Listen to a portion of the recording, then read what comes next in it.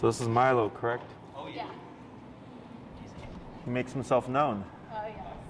The entire car ride here, it's like. Hey Enrique, when you get a chance, would you bring me just a glass of water, please? And this is him when you walk him and stuff? Usually not this bad, but sometimes yeah. Okay.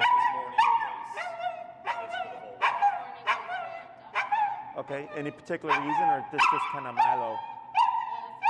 Okay. Do you happen to have your remote? All right. So I'm gonna breeze you through this first part. I meant to send you some video. Did I send you videos? No. No. Okay, I'll send them to you after today. They just kind of help clear up more of this stuff. I'm gonna cover with you today, but watching the videos will just help you get a better understanding. Okay. So main thing is we have 3 types of levels. We have connection. Connection is the twitch. So if Milo's staring at something and you see this, he's going to be unfazed. Okay, so he feels it here, but here nothing. Perception would be you see the twitch and like a little bit of like this, and working number is a twitch and like whoa, it's a bigger response. Okay, so we're going to cover that first. I'm at 10 here. When I say tap, I'm actively pressing the button. Okay, tap, tap, tap, tap. No response. 15, tap, tap, tap, tap, no response. 21, tap, tap, tap, tap, no response.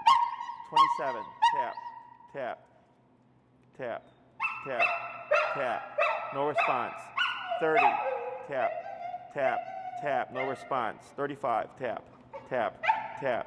So you see the twitch? Yeah. Right there. Okay?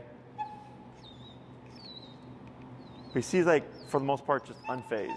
Yeah. Okay, so this is what we would call connection. Okay. 40, tap, tap, tap, no response. 45, tap, tap, tap, no response. 50, tap, tap, tap, no response. This is normal, by the way. Okay, good. 55, tap, tap, tap, tap, tap, tap, tap.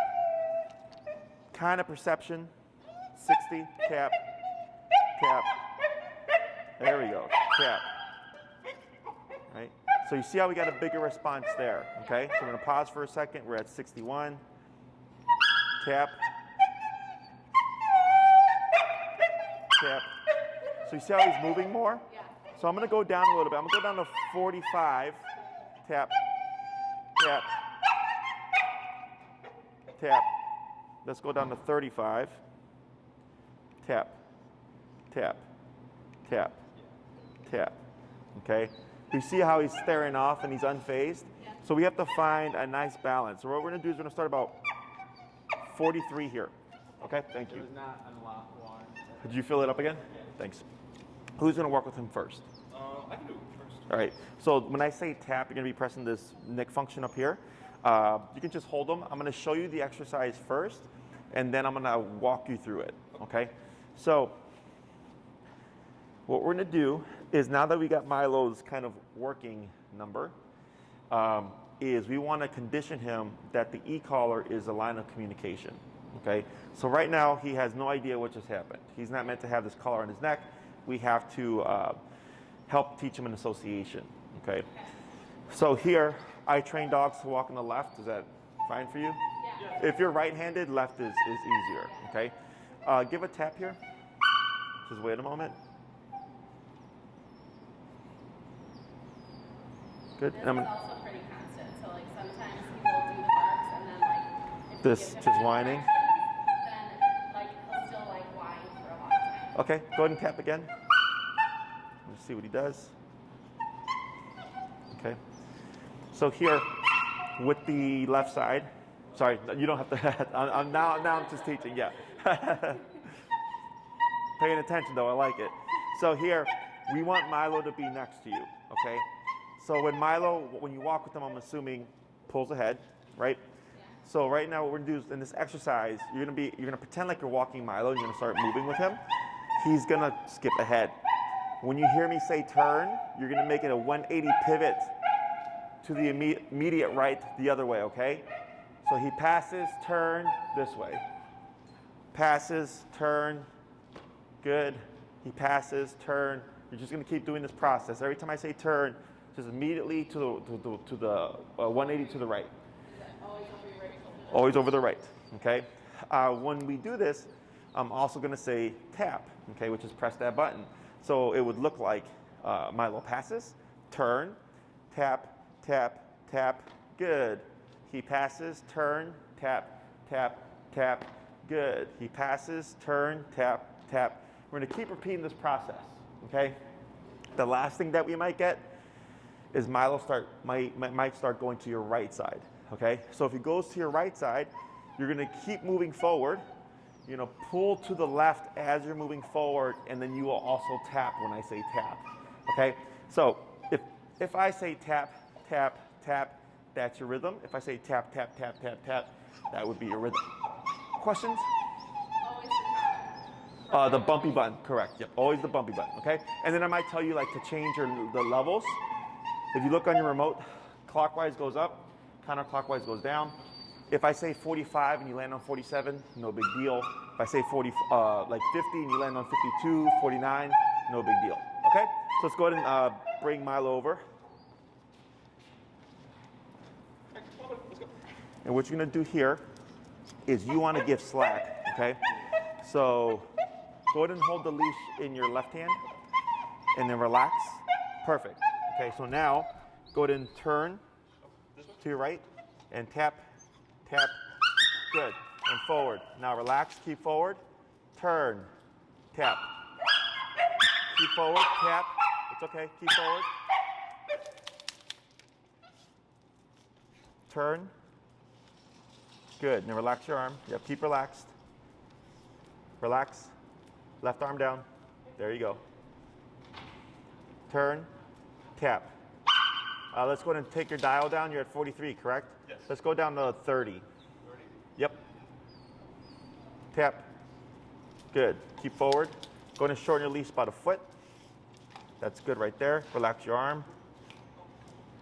Good. Forward. Turn. Tap. Good. Keep forward. Keep forward. Yeah, power through. Keep forward. Relax that arm. Good. Turn. Tap. Tap. Good. Keep forward. Tap forward. Good. Keep forward. Good. Pull to your left. Tap. Tap. Good. Turn. Yep, you're good. Tap forward. Good. Relax that arm. Good. Good. Slow turn. Tap forward. Good. Keep forward. Turn. Tap. Tap. Good. Keep forward. Now turn slowly. Good turn. Keep your arm relaxed. Good. Forward. Pull to your left. Tap. Tap. Keep forward. Good. Relax your arm. Tap forward. Good. Slow turn. Go to pick up your pace. Tap. Tap. Good. Keep forward.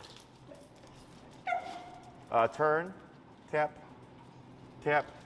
Tap. You're good. You're good. Good. Keep forward. Tap forward.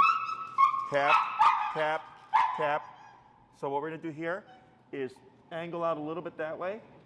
Lightly pull forward. Tap. Tap. Tap. Tap. Pull more. Tap. Tap. Tap. Tap. Go ahead and pivot. Straight to the right. Towards that back wall. I'm sorry, turn to your right. Right, that way. There you go. Good, good. Yep. Now forward, pull to your left. Tap. Good. Relax your arms. Turn. Tap. Good. Keep forward. Tap. Good. Tap. Tap. Tap. Lightly pull to your left. Good. Slow turn. Go ahead and pick up pace. Forward. Tap. Good. Relax your arm. Keep straight. Turn. Yep. Good. You're fine. Forward. Good. Pull to your left. Tap. Tap. There you go. Good. Now relax your arm. Slow turn. Good. Pick up your pace. Pull to your left. Tap. tap. Good. Relax. Keep forward. Power through. Power through. Pivot inwards. Or turn to your right. There you go. Tap. Tap. Tap. Tap. Tap. Tap. Good. Pull to your left. Tap. Tap. Good. You're going to bump your number to 35. You're doing good. Good. Forward. Now go ahead and turn. Yep. Just go forward. Pull to your left. Tap. Good. Relax. Turn. Tap. Tap. Tap. Tap. Good. Relax that arm. Good. Slow turn. Pull to your left. Tap. Tap. Tap. Good. Keep forward. Good. Now relax that arm. Okay, now turn. Good turn. Tap forward. Tap. Good. Keep forward. Tap. Tap. Good. Turn. Tap. Tap. Tap. Tap. Good. Turn. Tap. Tap. Tap. Tap. Good. Slow turn. Good turn. Relax that arm. Turn. Tap. Tap. Good. Slow turn. Slow walk, but keep forward. You're at what number now? At 35. Let's go to 40. And instead of going straight, you're going to just turn to your immediate right. Okay. This way. Sorry, 180. Tap, tap. Tap. There you go. Good. Slow turn.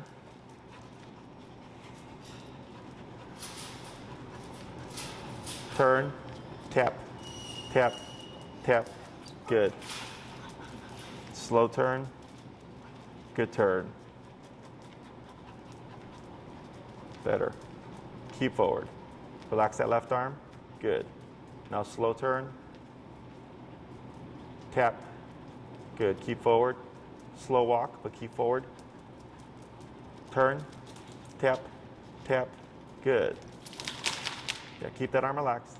There you go. Turn. Tap. Keep forward. Tap. Tap. There you go. Slow walk, but keep forward. Turn. Tap.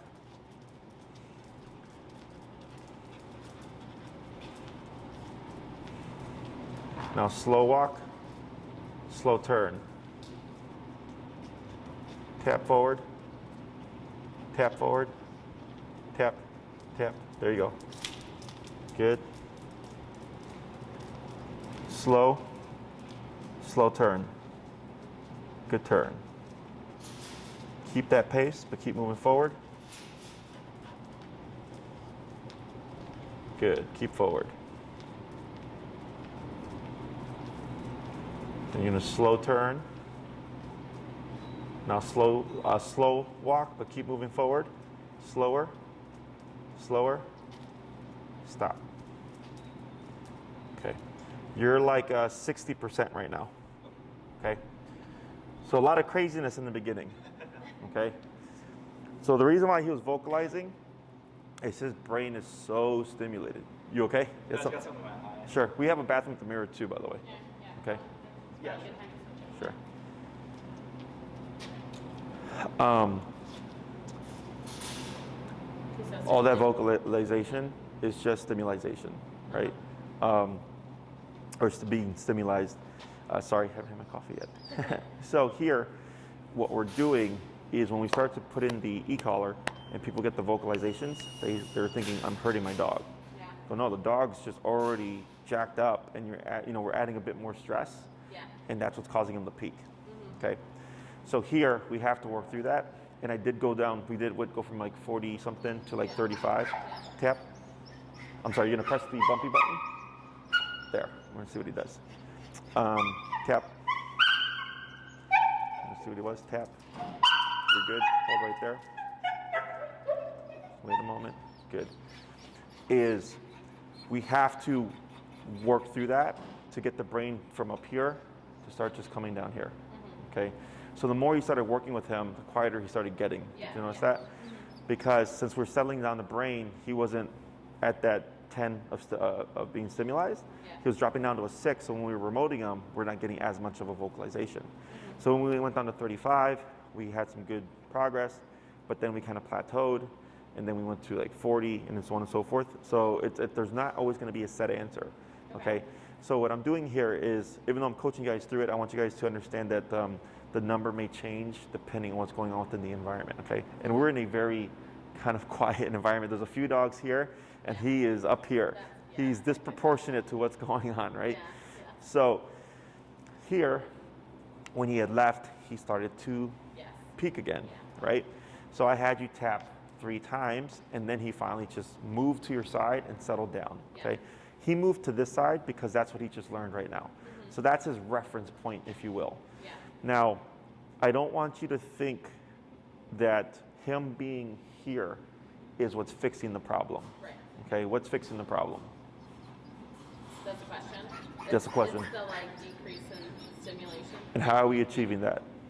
Through the communication through the e-collar? Correct. Through this, okay? So here, when you're remoting, you're causing discomfort, okay? And think of it as a bite on a button. So here, every time he wasn't walking at your side, you're essentially biting him. Tap, tap, tap. There you go. And hold right there. I'm gonna wait a moment. See what he does. Good. And then go ahead and adjust your leash so that he's on your, so like that. Okay, good. And then just relax. Perfect. Okay. So here, we have obedience and behavior. Obedience is not what's going to help the problem. It's the discipline behind the obedience. So when he wasn't walking at your side, you're essentially nipping and biting at him. And then once he was at your side, it went away. So that's how he's learning that communication. He's going, oh, every time I feel this, Dad's always going the opposite way. Because that's what was happening, right? Every time he passed you, I said, turn. And you would do this. And then so for Milo, when he felt this, he's like, I don't like this. Oh, and Dad happens to be going that way. So then he would catch up, it would disappear, and then he'd pass again. And we kept repeating that process. So for him, he's thinking, when I feel this, Dad is always going the other way. So then he starts to tie those 2 things together, and he was like, oh, this is actually telling me something, right? And then once we start to see, or I start to see him being more mindful of you, that's when towards the end, when you're able to cover more ground, because in the beginning you were turn, turn, turn, right? Then I started saying slow walk, slow turn, because if he's being mindful of you, he should be matching those movements as well. Tap. He should be matching those movements as well, okay? Now. Can I ask you a question? So what was happening when he was, like when Mitch would go that way and he would sit down? And Yes, default? that's resistance. Okay, so that's the brain, and that's, I don't know if you remember it, that was like the peak of his kind of vocalization, is he's going, I don't want to do this, okay? And you and we are physically more powerful that we could just drag him along. Right. But if he's like this mentally, he's not being compliant. Okay, even though you can force him, mentally he's not being compliant. And that's what's super important here is that we need to force compliance from him. Okay? And to force it, you don't have to be mean or angry or anything like that. All we had to do was lightly pull, and with that, we just kept promoting and we keep increasing it. And this gets more uncomfortable, and eventually he goes fine, and he moves forward. Okay. So technically, we're manipulating him using negative pressure, but to him, he thinks he's making the decision. Does that make sense? Yeah. So he's thinking like, holy crap, I don't know what it is about you, but you can make me do what I don't want to do. And that's what rewires the brain, okay? So if you were to try to apply this to a human, it'd be terrible, right? It's a terrible idea if you try to apply this to a human, but we're not dealing with the human, we're dealing with the dog. And that's where a lot of problems come from, is in our world, we have rights, right? No one can take those rights from you. But for dogs, when they feel like they have rights, you get this, okay? So he doesn't have rights, he has privileges, okay? So like even coming out the kennel to, go potty and coexist in the house is a privilege. Because what does he contribute? Nothing. Exactly, he's a responsibility, right? You pay for his food, you pay for his vet bills, any stuff that he may have, you pay for the rent, right? You're now paying for training, so that he can keep his own home. You're paying for his training. Does that make sense? He's expensive. Yes. So when it comes to this stuff, people, because the way things have evolved over time with dogs and as pets, is, oh, you can't be mean to a dog.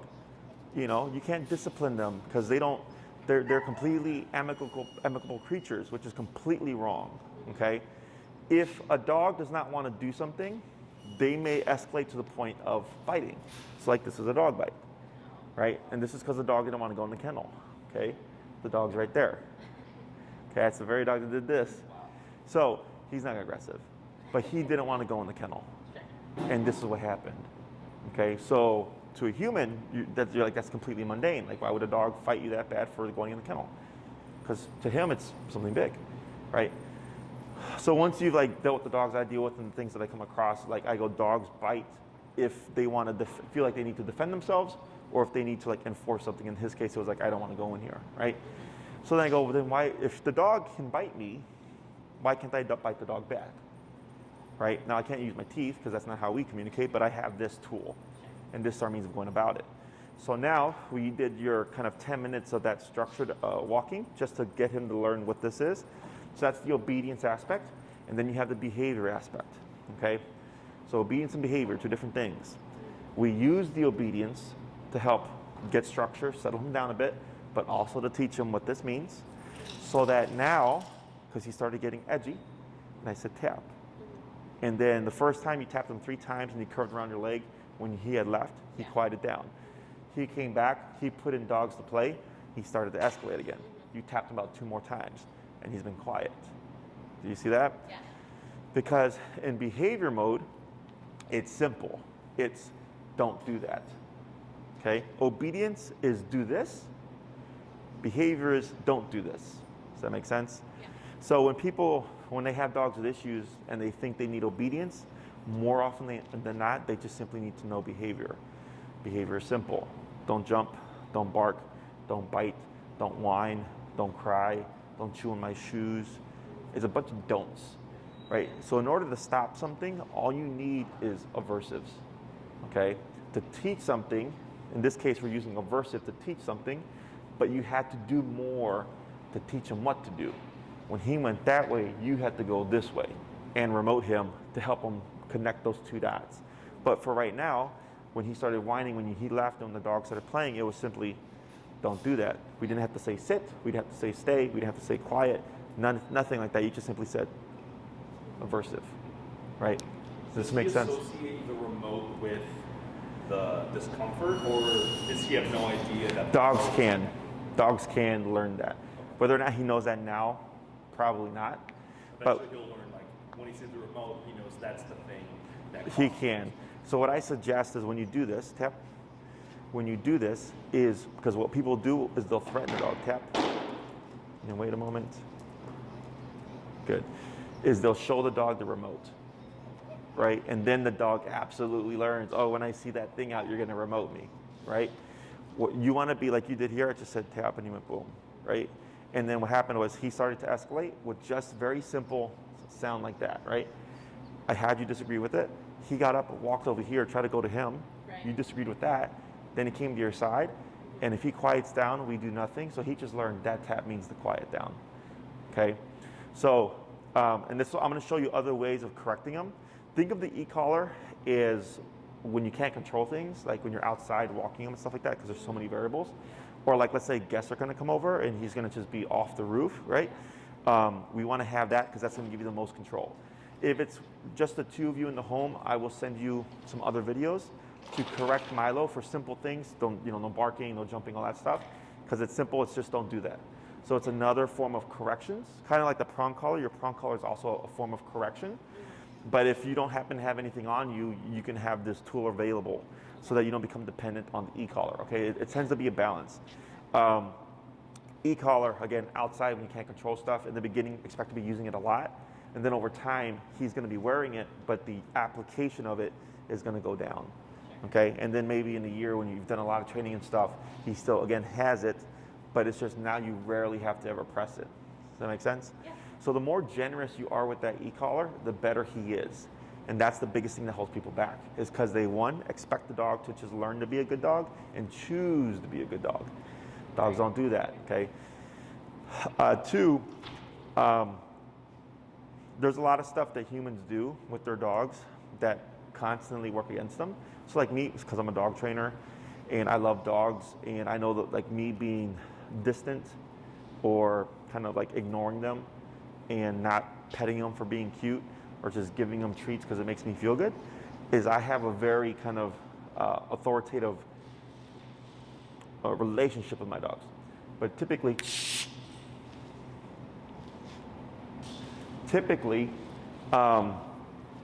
humans get their dogs for companionship. So you can't be a buddy and an authority figure at the same time. Okay? Like, I don't tell my friends what to do. We're friends, right? But I can tell my employees what to do because I'm their employer. I could tell, if I had kids, I could tell my kids what to do because I'm their dad.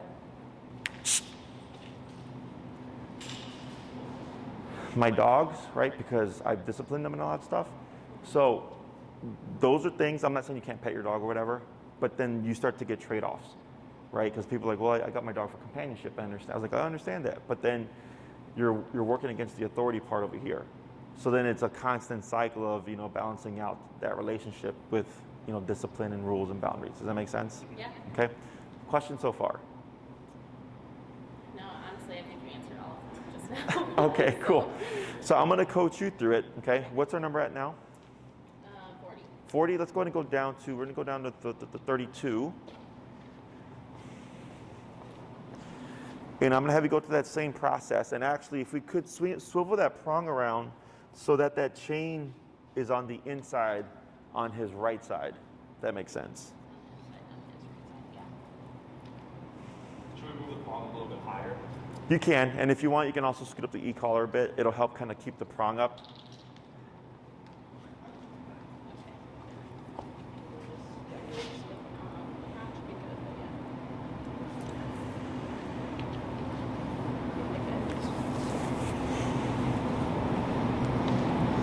Is there a way that we can move some of the excess? Yeah, so what I usually tell people to do is to wait 2 weeks in case you have to return it or exchange it. It just makes that process easier. The E-collar? the e-collar. There you go. Yeah, I give it 2 weeks. And then when you do cut it then, I suggest you cut it rounded and then leave yourself a little bit of excess to work with because sometimes people cut it too short and they have a hard time putting it on. The straps are, of course, replaceable. So if you accidentally do that, you can go to the website and you can order them to like $12, $15. Yeah. Do they have different colors? Yeah. The important question. They have different colors, of course. So here, while you're standing, just tap, tap. See what he does. Right? There you go. And go ahead and just pivot like that. Very good. Okay, and then forward. Turn. Tap, tap, good, keep forward. Pull to your left, tap, good. Turn.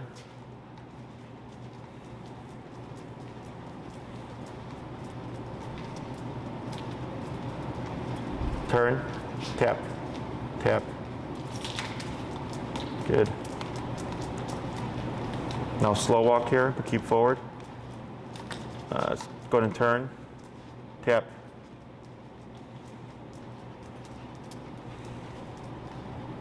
Turn, tap, tap. Let's go ahead and bump it. Let's go to 35 again. Good. Go ahead and slow turn. Go ahead and pick up your pace.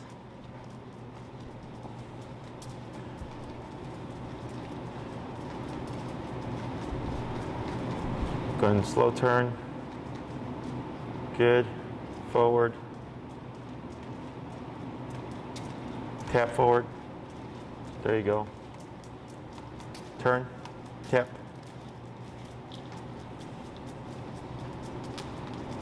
Now slow walk, but keep forward.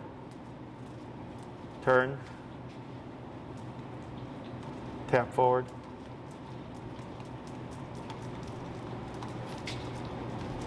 Going slow walk, but keep forward. Turn. Yeah, keep that pace. Turn. Tap. Slow walk. Slower. Stop. Good. Okay. So you see right here how he's right shoulder to your left leg? This is what we were trying to get earlier. So when he stopped with you, he kind of curved out and sat in front of you. And I said, you're about 60%. You're at 60% focus, okay? You're like 80, 90. okay? So we're just building off of what we achieved earlier. And this is how I can tell where the dog is at mentally, because if he was not paying attention, it would be what we had earlier. That's when he's not paying attention, okay? He's in his own world. He has no off switch. Now as we start to bite him and remote him more and give him something to attach to as a reference point, we're starting to see him settle. And then now we're also starting to get more focus, okay? Now, do you know how he knew to stop with you? Is it because we slowed our pace? Yeah. Okay. Right? Because tap. Oh. There you go. Because what we focused on, or what we're focusing on, is there's somebody at the end of this leash you need to pay attention to. Tap. And when you don't tap, tap. There we go. And when you don't pay attention to him, this thing happens. Go ahead and go to 40. This remote happens. And as long as you're being mindful, nothing happens, right? And then we just keep repeating this process. It's a very simple idea, right? And eventually he starts to connect those two things together. He's like, well, if I keep passing her and this keeps going off, what happens if I walk with her? Tap. And that's where the slowing down comes into play. Because if he's being mindful of you, which is what we're teaching him, he should be able to just slow down with you, which then allows for that stop to be kind of like in unison, okay? So this is kind of like driving. When we come to a stop, what do you want to do? What else? I was like, if we're driving and you're going to come to a stop, what do you do prior to stopping? Yeah, which does what? Stops And, or? Slows us down. Oh. Okay. You're good at the driving question. Before we turn, what do we do? Blinker. And yeah, slow down again, right? You know, if you're going fast to a turn and stuff, you have to slow down to let people know what's going on. If you just cut off, if you have the space, of course, you can do that. But the whole thing is when there's other drivers around, right? So think of him as another driver, okay? So in this case, we need him to be in unison with you. So slowing down allows him to see what you're doing so that he can stop with you. In next class, we're going to be covering, there's more to this, turning and stuff like that, okay? But the basic concept for now is simply follow my lead. If I'm walking fast, you're walking fast. If I'm walking slow, you're walking slow. If I stop, you're right next to me, right? So like right now, when you were standing here and his attention started to divert, started to come over here, right? I actually didn't care that he was looking over there. I cared that he started escalating. And even now, you can start to see the brain escalating because he stood still for so long, and now he's starting to whine, and now he's starting to move, right? So go ahead and tap. See what he does. What I'm gonna have you do is lightly pull to your left, tap. Pull a little bit more, tap. Pull. There you go. Tap, tap, tap. Lightly pull a little bit inwards, tap. Forwards, tap. Wait right there. See what he does. Good, now relax. Okay. So here, I didn't care that he sat, just to make that clear. Okay. But the escalation process was him just being stationary with you. Yeah. A few minutes passed, then he started whining. Then he was whining and starting to move. Okay. That's the brain, the stimulation. Okay, starting to happen again. And if we let it go, we go back to where we were just like 30 minutes ago, okay? So here, I just wanted you to give him some more direction. I really didn't care what he did. What I cared was that he settled down, okay? And it just happened to look like a sit in front of you. So don't think of this as a sit. Think of this as a relaxed position, okay? So that's the whole difference. We have behavior is physical, sit down, right? I'm sorry, obedience is physical, sit down. Behavior is mental, okay? And I teach both, okay? Because again, people are trying to address behavior, but they're thinking about it in an obedience fashion, which is what creates the problem. Because if obedience was the answer, I wouldn't be here. Because anybody can do that. A lot of people do that. I get people who've had 5 trainers and then they meet me and then all of a sudden I fix the problem because they were thinking obedience and I'm thinking behavior. Does that make sense? Oh yeah. So here, You have a very easily stimulated dog. Yeah. Okay. The goal here is as you drill this out more, we should see just a gradual kind of decrease of stimulation and him start to settle down more. But this is most likely going to be a dog that you're going to have to manage quite a bit. Okay, that's worst case scenario. All that means is this. The moment you start to feel him or hear him peak or starting to like escalate, you stop it right away. When he started to escalate right now, I didn't ignore it and keep talking. I went right into tap, bump your number, settle him down. Okay, because behavior supersedes everything else. Okay, it's the most important thing that you can do for him is put rules to him. No, we're just standing still. You don't need to whine. Yeah. You don't need to cry. You don't need to get all barky. Okay, just sit here and chill. Okay, and it's simple. You simply just apply that aversive at the moment you sense it happening. Okay, and that's where people struggle because one, they're so used to it, they forget. Right? They're just like, oh, that's just Milo being Milo. But now you have to be proactive about it, okay? Or two, they give the dog a window, hoping that the dog will settle themselves, okay? Because they feel bad, right? But this goes back to the notion of people think they train their dog to be a good dog and the dog should choose to be a good dog. You make him. That's how dogs work. You just make them. Okay, the more you put on him to like be a good dog, the more stressful your life is going to be, because he's going to keep opting for that craziness earlier. Okay, because he just has a hard time regulating as it is. Okay, does all start to make sense? Oh yeah. So, questions about any of this stuff so far? So when he starts to escalate, when he starts to whine, for example, on the way here, anytime he's in the car, it's like Yes. whining. Now, if you do this in the car, tap. What I would do, so then here, so see how he fidgets? Yeah. Go back and pull to your left. Tap, tap, tap. Would you at 40? Yeah. Okay, tap, tap, tap. Let's go to 50. Tap, tap. Okay, pull to your left, tap. Good move, yep. Pull straight up.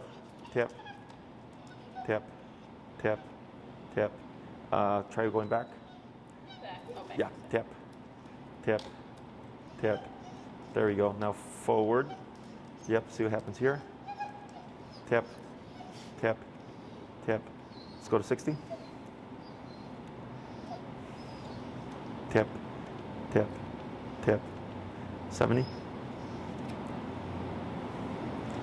Tap, tap, tap. Wait a moment. There. Okay, now this here, we're going to ignore for a second, because this can be him peaking in response to the collar. And then we get quiet.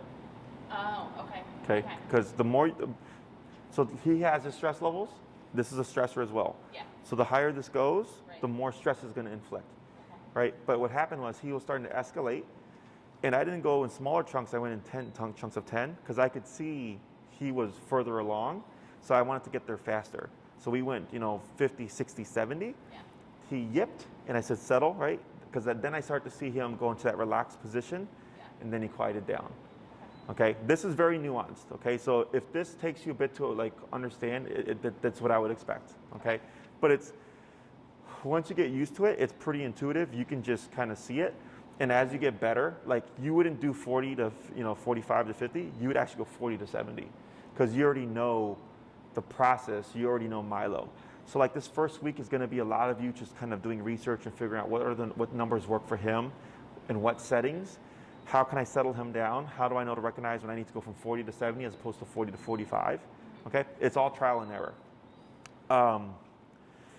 What was I saying before that? Before he started? I think we were asking about questions. Oh yes, oh yeah. So for the car, what I would do is you'd want to tether him. Okay, because what will happen is if he's in the back seat getting stressed and you correct him, he might jump in the front. So then what I do is I use the leash, tether him around the headrest. So when you remoted him, you saw how he started moving around? Yeah. He's trying to find the answer. Okay? So we can't tell him if you just be quiet when I tap you, like it'll stop. Like he has to figure that out himself. So then you get movement. So fidgeting and moving means he's trying to think of something. So before you hit 70, he was pretty much unfazed, right? Yeah. So then, but once you hit 70, you start to see him think and move a bit more because he's like, hey, I don't like this now. How do I stop it? As soon as he relaxed, everything went away. So he just learned that. So in the car, I anticipate the same thing. If he's getting very escalated, and ideally, if you jump in the car and sit down before you even start the car, he's already like that. You'd want to settle him there, okay? Don't try to start the ride and then try to settle him as you're driving. Settle him first so that by the time you start that drive, he's already at a 2. Much easier to dial down to a 0 than when you're driving because then you have another distraction going on. Does that make sense? Yes, I have a follow-up question to that. So like if we go on short car rides, he whines and barks the whole time. But if we go on long car rides, like we're on the highway or something like that, he is like, he'll just lay down. Why is that? If you're doing a short drive, he's most likely like expecting to go somewhere. Like, I don't know if you drive him to the dog park, the park, or the vet or something like that. The vet or... I don't think we ever driven. Oh yeah, we went. Okay. Yeah. I could see that happening, you know, unless it starts with him being up here, and then once you get on the expressway and stuff, he's just kind of like, because dogs will learn association. That's you know, usually like, what happens. oh, we're just going for a long ride now. Nothing to be worked up about because I know we're not going to the dog park or the vet or something like that. Okay. But you can disagree with it regardless. Okay. Yeah. And I would do that at the get-go. And there is no cap to this. Okay. So like it caps at 127. Right. But when I'm addressing behavior, I don't have limitations. Okay. So if you're in the car and he's really jacked up on Mountain Dew, 70, 80, 90, 100, 110, and you're 127, and you remote him, and but then he lays down and shuts up, it's 127. Yeah. But the gradual increase is so that we can find, is it going to be lower or is it just going to be higher? Yeah. So I don't just come in at 127, right? We sit here and we figure out things, and then his response to those numbers is what tells me what's correct. Okay, but I don't have a limitation to addressing things because that's what actually messes up a lot of people. Is they go like, well, I don't want to go above 60. I'm like, well, you might have to, because if you limit yourself to 60 and the answer is 65, well, then you're stuck, because your dog's not going to respect you because you don't go to 65. Yeah. Okay, but again, he dictates the number. We started at the beginning, found a number, we started working. It was a little too high, we went back down. It was a little too low. We worked our way back up again, right? Tip. Here, 70. This is okay. But you see how that one hit, and he stood up, but he stood up to turn this way, right? Away from the stimuli. Right. But I don't care that he's not sitting, because mentally he's relaxed. You see that difference? Yes. So it's seeing past what the body is doing. It's seeing what the brain is doing. Okay? So he's standing, but he's in a relaxed mental state. Okay? Other questions? Walking, and I've noticed like the past couple of times, like he will walk in front of me. Yes. But those times you have me turn then afterwards. So I guess what's the benefit of that versus like walking through it? Yeah. So here, good question, is now when you see this happening, I want you to intentionally power through and just walk right through him. Yeah. Okay. I mean, just like plow through him, where you're sending him away from you. Yeah. Okay. Because I had you do the turns now because it's easier, but as you're starting to kind of understand this more, we can make it more difficult for him. Okay. So the reason why his brain is doing this is because that's what you've been doing the whole entire time. He's anticipating a turn. Right. But then, and he was walking slow enough so I could see that he was being mindful, but he was anticipating. So right there, I would most likely speed up, but then also make sure when I move forward, boom, just really walk with some physical force. So then for Milo, it's like, holy crap, right? So we have 2 points of corrections. Remote correction means come in tighter. So you wouldn't remote there because it's just going to make him come in more. You would actually use your body to correct him. So when he tries to cross over, tap. See what he does. So this is all him trying to figure it out. Tap. Tap. Tap. Tap. Wait a moment. Let's go, you're 70? Let's go 78.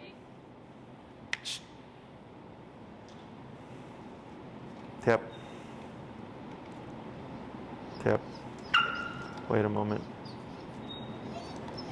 Good. And you can take one little step back. Right, and this is like residual from that 78 hit. Very similar to what happened before, right? So that's just like the brain going, okay, I got it. Yeah. Okay, not so much physical discomfort. Mm-hmm. So yeah, so then if he crosses over too much, then the correction is, if you get in my way, boom, I'm walking right through you. Yeah. Okay? I'm in charge. We're going the way I want to go. Yes. And what you're going to see is, like for an example, I had a German Shepherd that we worked with that was going crazy when the husband left, and the remote collar was actually just jacking him up even more. So instead, I had the owner turn into the dog and just whop him with her knee. And within a few turns, he calmed down and was finally walking with her. But it required a different correction. It required a more personal correction. I'm not going to have you worry about that right now because then it starts to get technical. Sure. But what I will have you do is if he starts to cut in front of you, you're just going to power through. Okay, keep that forward motion. If he ends up cutting ahead, that's when you do that turn. Okay, because you have to correct that. So whenever he's passing you, you always 180 to the immediate right. Okay. For your turns were correct. I'm going to have you make them more sharp. When you're doing the abrupt turns, you're kind of rounding them out, Yes. giving him a lot of time to fix the problem. Okay. And I want to catch him off guard so I can really get in as many taps as possible Yeah. to settle him down. Okay? Questions? No. So let's go ahead and go back down. We're at what now? 76. Let's go ahead and go down to 60. Okay? And then I'm going to have you just go ahead and turn off this way and then make your way back that way. Okay. Good. Yeah. Now keep forward, but slow walk. Now turn. Tap, tap. Good. Yeah, there you go. Now slow walk. Get ready for a turn. Any minute? Yep, go ahead and turn. Tap. Good. So you're right there, you can see how he's thinking about it, right? Yeah. Now slow walk again. Slow turn. There you go. Now slow walk. Keep forward. Slower. Slower. Stop. Good. Forward.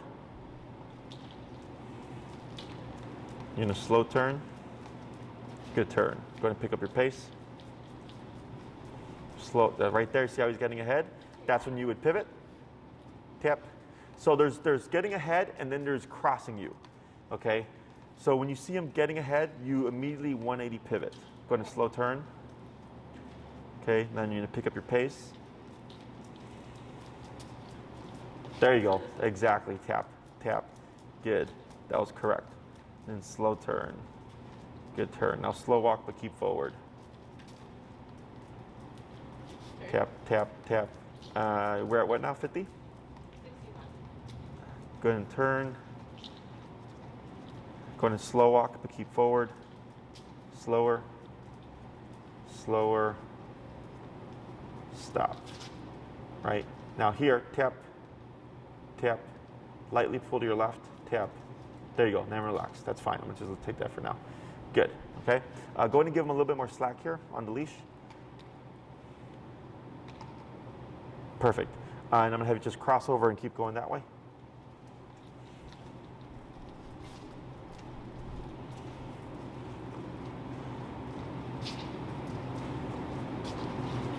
Turn, tap. Right. Now slow walk here, but keep moving. Slower, slower, slower. Stop. Good, tap. See what he does. Tap, tap. Wait a moment, it's okay. Wait a moment. There. Okay, so that was frustration, and you could see the brain thinking about it, and then he just put his butt down and he chilled out. Yeah. Okay? Okay. So here, when you turned and tapped and he sped up and he passed you technically, he was overcompensating because of the power, right? Okay. So, it's learning to recognize like when to give a window and when he's just passing you for the sake of passing you and turning. Me personally, I always turn when the dog gets ahead regardless of why they're getting ahead. But for the owner, it's usually like a lot of stuff to think about. So I just want you to think that when you're walking with Milo on a normal walk, you obviously wouldn't be doing this. If he's doing great and locked on here, you would just keep going straight. Right. You only turn abruptly when he's getting ahead of you. Okay, only when he's passing. If he's walking at your side, an abrupt turn would technically be unfair. Okay? Oh, okay. Right? So that's why we do the slow to slow turn. Because then that lets him know, hey, something's changing. Oh, Okay? Yeah. So it's communication. Shh, I'm watching you over there. You look suspicious. So she looks like she's gonna poop. Yes, so when you're walking with Milo, right? We're going for a 15-minute walk and it's like, wow, Milo's been here the entire time. I need to stop at this red light. Yeah. It would be unfair to just abruptly stop, okay? Yeah. You would slow down. Sure. So let's say you slow down. He's on autopilot. He keeps going. What would you do? Okay. And And turn. turn. Okay. Because you did your job, right? He was perfect for 15 minutes. You slowed down, except he was on autopilot. Yeah. So he keeps going. Okay. Then I go, nope, tap, boom, line him back up again. And if you need to go keep going that way, you would simply just turn again. Yeah. And then slow down. He slows down too, because now you got the attention and then you stop together. I don't need him to be perfect right now, but I need him to at least be cognitive of what you're doing. Like, oh, like you're slowing down, okay, then I guess I'll just slow down too. Oh, you're stopping, I guess I'll just stand here. I don't need it to be perfect, but it should be pretty clear, like, yeah, my dog's paying attention to me. Okay. Light turns green, you start walking, he walks with you. Maybe it turns green, you move, and then Milo just goes, phew, and just shoots off. Yes. Turn, tap, boom, back to your leg again. Okay. Okay? We do not move forward unless he's walking at our side. So like you may have seen or heard of other things where like theories where people say like if your dog is pulling, you stop moving, and when they stop pulling, you move. Yeah. It's the dumbest thing. It doesn't work. Okay, I don't know why people do that, or they do the turnaround thing like we're doing here. But what makes this effective is the fact that there's a consequence. Yeah. There has to be a consequence that he understands in order for this to be applicable, no matter what the environment is. Okay. As a frame of reference, and this is just the first session. Dogs' numbers are typically higher in the first session. Yep. But don't be lightly pull to your back. Yep, see what he does. Pull a little bit more. We'll accept that for now. Tap. Pull to your left. Tap. Yep, see what he does.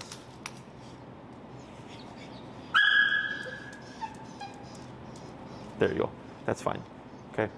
Should I adjust? You can pivot like that if you'd like, just to keep things easier. As we move along, we're going to start making things more strict. Okay. Okay. Your number might be higher in the real world. Yeah. Okay. So when you're working with Milo, you're going to want to find this working number before you start your walk. So what you'll do is you'll come outside, let him do his business first. If he's yipping and whining and stuff, just like let it go in the beginning, because this would most likely work backwards, which means he's going to start off with craziness, but then when you start to walk, he's going to calm down. And eventually, as you repeat that process, you're going to start finding that when you come out, he actually starts off calm. Okay, it's going to work. That's typically how stuff like this works, because it works backwards. So, because I don't want you to remote him for the barking and whining stuff, and then deter him from wanting to go to the bathroom. Yeah. Okay, so we get that out the way, deal with his BS in the beginning. Then once that's done, find your working number. You're going to start at 15. You're going to work your way up. Okay. Once you feel like you found it, maybe it's 45. You're going to start your walking process. I have what I call my 3 tap or 3 correction rule. What that means is if I tap Milo 3 times and I see no response, I bump it. That's essentially what I did earlier. Tap, tap, tap, bump it. Tap, tap, tap, bump it, right? So if you see no response, you bump that number. Or we have our 3 correction rule, which means every turn and tap is a correction. Okay, so turn and tap, turn and tap, turn and tap. Bump it, reset. So now I'm at 50. Turn and tap, turn and tap, turn and tap. Bump it. I'm at 55. Reset. Turn and tap, turn and tap, turn and tap. Bump it. Now I'm at 60, right? So every 3 correctional turns, I bump the number. In his case, I could probably go 3 or 5. Until I find the number. And then let's say it's 85, right? And then you do a correction, turn and tap, and all of a sudden it's boom. Yeah. He's locked on. 85 is the actual number, okay? But so because when he's stationary versus when he's moving, when dogs are walking, they tend to get stimulated, right? So then when you start walking, that 45 that you thought was the working number sometimes isn't, and you have to then find it when he's in movement mode. Okay, because when he's being stationary, it's different. Okay, once you get used to it, it's pretty intuitive. What would most likely happen is the next week I see you, or the next time I see you, I would say like, what's your number been? And you'll tell me something like, you know what, we start at 15, but we almost always end at 75. And when we're at 75, he's perfect for the rest of the walk. So then I go, great, start at 75 now. Because that's what you did. This entire week, you start low, you work your way up, and then you just see like, yeah, pretty consistently, 9 out of 10 walks, he's on 75 and then he's perfect. They go, great. So then we start to walk, we can make a perfect walk happen from the get-go. It just means we start at 75. As opposed to 15, because then he will always take the time from 15 to 75 to do his own thing. Does that make sense? Yes. Because you want to hit that number that he respects right off the bat, but whenever we're teaching anything new, you're trying to just do that research of what is that number going to be. Okay? Yes. Questions? Yes. So we live right across from Fred's, right? There's usually tons of dogs there. Yep. So like he is super amped up when he goes outside, but sometimes when he's really amped up, like we have to like find a spot where there's like no other dogs or people before I feel like he's calm enough to go to the bathroom. So like what would we do then? So what I would do is... Like right now, usually instead of going out the front 5 trips, we go down the alley. Gotcha. So what I would do is just do the easiest approach that avoids the issue to get that out. Okay. Once he's potty, I go over in front of Trebs while everybody's out, and I do this. Okay. Because now what you're going to teach him is you can be passive and have this going on. Yeah. And once you achieve that, then it really shouldn't matter who's at the park or not, because he's already learned how to be in a passive state with that stimuli around and still be able to do the bathroom. Okay? But I would avoid it in the beginning, because if you try to tackle it now, you got too many things going on. You got him needing to go to the bathroom. You have him still in training, and you have a very high association, right? Because he knows what that park means. Yeah. So then you have all these things that you're trying to work out. So I do bathroom first, and then once he's done, you could then start the training right in front of Travis, because I'm not worried about is he going to go to the bathroom or not. Yeah. Okay? Okay. Other questions? So if we're taking it for a walk, do you find it best to stop at like simple residential intersection where there's no stoplight, where it's just stop signs? Oh, sure. So what I would suggest in the beginning, is stops are good. Stops show you where he's at here. So, if you're walking, for instance, down Webster and you're going west, there's like a stop sign, I think, at the end of every block. Yes. Like that's good, And then if you feel like he's doing well and you want to see, like, push it a little bit longer, like you can just make a turn and like, I don't know, come around the whole square and then come back to a stop sign, because then you're walking for a bit to see are you on autopilot or not. Yes. Okay? But regardless if you're turning or stopping, you're going to have to do that slowdown. So that's also going to tell you where he's at mentally. Don't worry about how much distance you cover. Because people usually go like, oh, I walk my dogs for 4 hours. Now I can't walk them for 4 miles. I have a lady who's walking her dog 4 hours right now, by the way. But yeah, That's not us. let's say, it's a 4-mile walk, right? And people are focused on getting that 4 miles done. They go, don't worry about the how much distance you cover. Worry about this. Because making him do this is more exhausting than actually trying to walk him or run him for 4 miles or 4 hours. Yeah. Okay? Because now he has to control himself. The impulses, right? He wants to. Body's saying like, I want to go, but I know I can't because Yeah. So he's like, It forces him to settle. So like for me growing up, we went to church, and as a kid, it's hard to sit still and quiet for an hour, right? It's challenging. But I knew if I got out of line and was talking loud in church, I was going to be disciplined. So that's the counter, right? So same thing for this guy. And you can disagree with anything you don't want, okay? Like there's the obvious, but your house, your rules, as long as you're consistent. The only time I have issues with people and their rules is when they're like, one day they let the dog on the couch and the next day they don't. Sure. I'm like, stick to a rule. If you decide to change that rule 3 months down the line, it's fine, because at least it's been 3 months.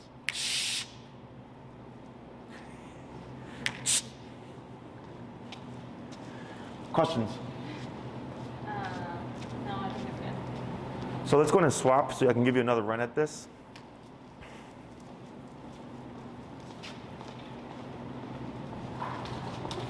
so you're at 61 right now? Yeah, so go in here, just tap. Good, and then just relax your arm. Good. So you always want to be relaxed because you get what you give. Okay, so tap. See what he does. Tap. Wait a moment. Lightly pull in and forward. Tap. See what he does. Wait a moment. Yeah, good move. Yep, go ahead. Yep. Go ahead and go down to, you're at what number? 61. Let's go down to 45. And I'm gonna have you just pivot to your right so that he'd be back on your left side. Good, and then hold a sec and tap. Wait a moment. Tap. Wait a moment. Lightly pull in.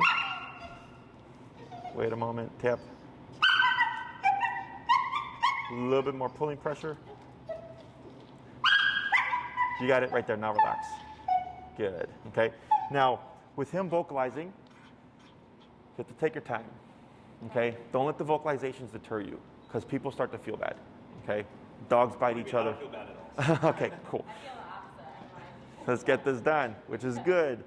You know, things get a bit awkward when you're outside, because then you're gonna have, and then of course you got everybody who's trained with me, so they're not gonna care. But anybody else would be like, oh my God, what are you doing to your dog? Okay. So main thing here is we took our time. So when you're putting them under pressure, you're causing stress levels to rise. So it's a balance of like you causing the stress levels, but then giving them time to like figure out the solution. Okay. So we were at 60. It was too high because he just kept escalating the vocalization. So we went down to 45, you know, a quarter of the way down. And then a couple more taps, a couple more vocalizations, and finally he just threw that butt down. Okay. Now again, I don't care about the butt going down, but I could see the shift in energy because it went to that. Then I go, great, right there, we stop. Because if you try to rush to the solution, you're gonna keep them up here.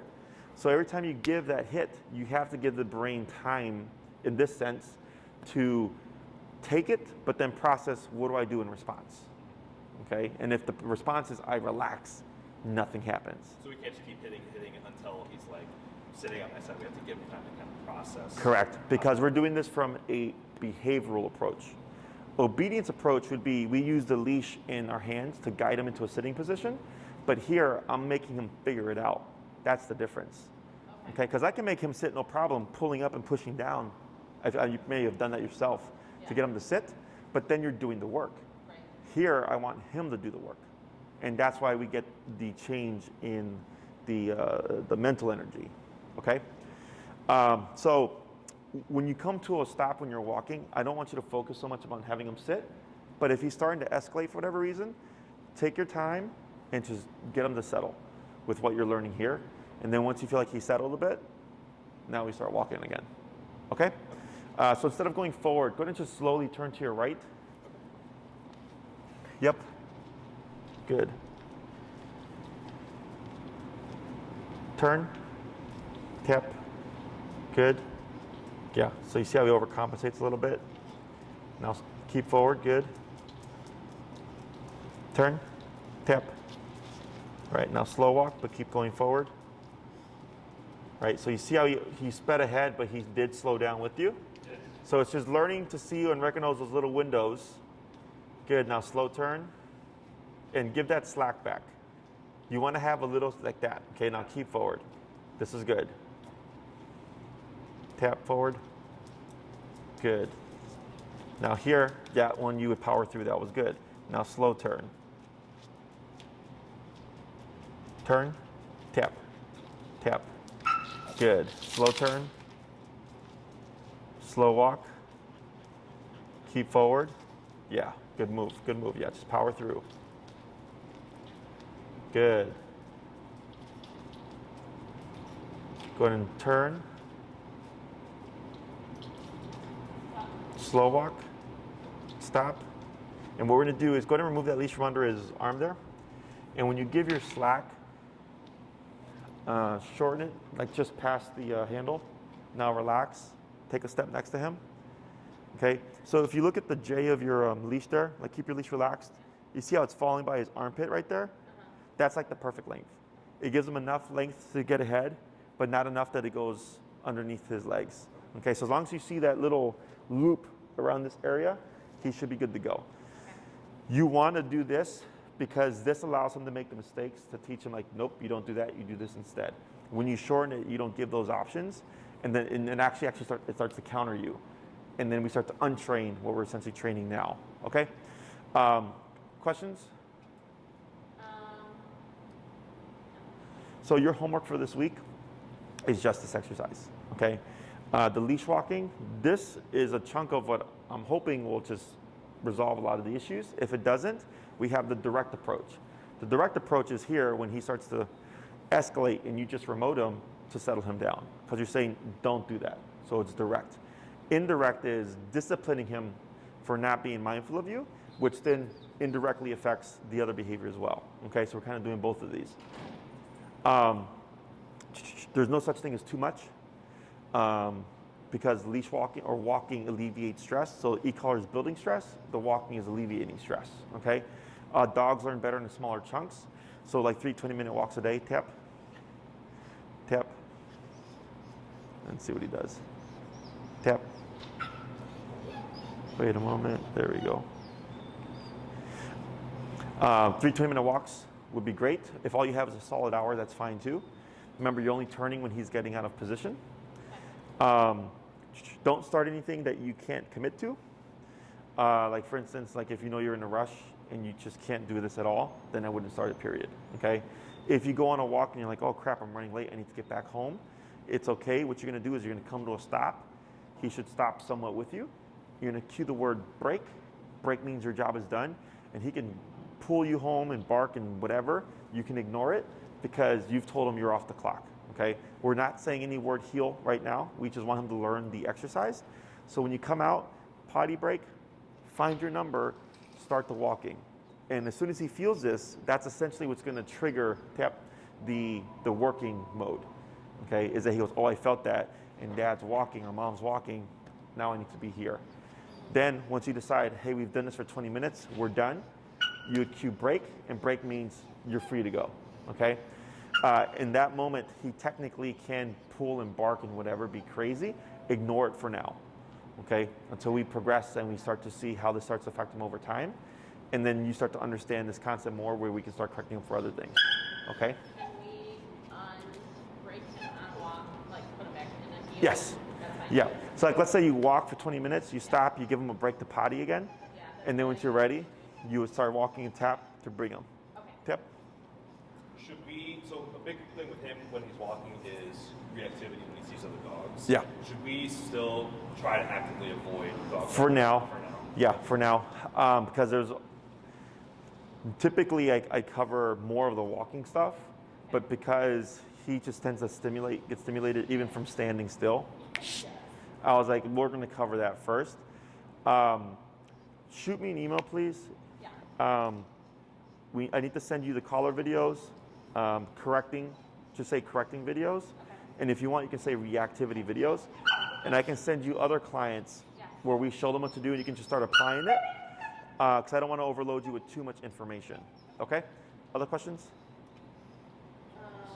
Do you want us to only be working on corrections right now on walks, or is it okay to also do it in the house? You can do it in the house, on walks when he's on a leash only. Okay, what I don't want you to do is have him off leash and then try to correct him for something and make him run. Yeah, We never go. never off leash. Okay, Right now. all right, cool. Yeah, on leash and in the home, perfectly fine. Okay? Is the consult here, Enrique? Okay. Enrique's going to help you guys out. If you have any questions, let me know. Please do shoot me that email because I'm booked to like 7 today because I will forget. Okay? Awesome. Thank you. Thanks, Jessica.